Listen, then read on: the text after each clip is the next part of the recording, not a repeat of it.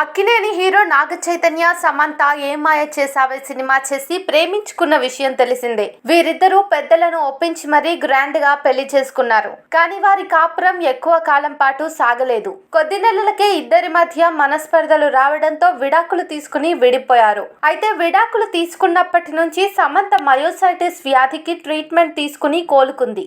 ఇక చై విషయానికి వస్తే వరుస చిత్రాల్లో నటిస్తూ హిట్ కోసం తాపత్రయపడుతున్నాడు. అయితే విడాకులైన కొద్ది రోజులకే సెలబ్రిటీలు కొందరు రెండో పెళ్లి చేసుకుంటున్న విషయం తెలిసిందే. కానీ నాగ చైతన్య విడాకులై ఇన్ని రోజులవుతున్నా పెళ్లి ఊసే ఎత్తడం లేదు.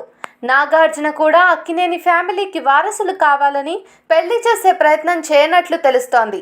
దీంతో నెటిజన్ల మైండ్లో పలు రకాల ప్రశ్నలు, అనుమానాలు పుట్టుకొస్తున్నాయి. ఈ నేపథ్యంలో తాజాగా నాగ చైతన్య రెండో పెళ్లి చేసుకోపోవడానికి ఓ బలమైన కారణమే ఉన్నట్లు పుకార్లు షికార్లు చేస్తున్నాయి. ఆయన జాతకంలో ఓ గండం ఉందట. దాని కారణంగా వివాహ జీవితంలో ఇబ్బందికర పరిస్థితులు ఎదురవుతాయి, పరిహార పూజలు చేయాలని మొదటి పెళ్లప్పుడే జ్యోతిష్యులు చెప్పారట. కానీ జాతకాలు నమ్మని నాగ చైతన్య వాటిని కొట్టిపారేసి శామ్ను పెళ్లి చేసుకున్నారట. ఆ తర్వాత విభేదాలతో విడిపోయారు. అయినప్పటికీ ఆయనకు మరో అమ్మాయిని పెళ్లి చేసుకునే ఆలోచన లేదట.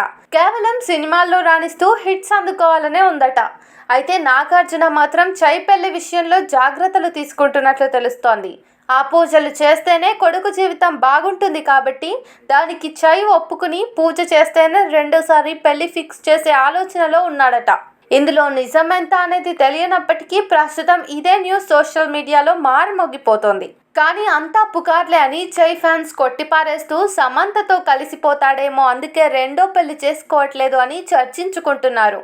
ఇంతకీ ఈ విషయంలో మీ అభిప్రాయం ఏంటి?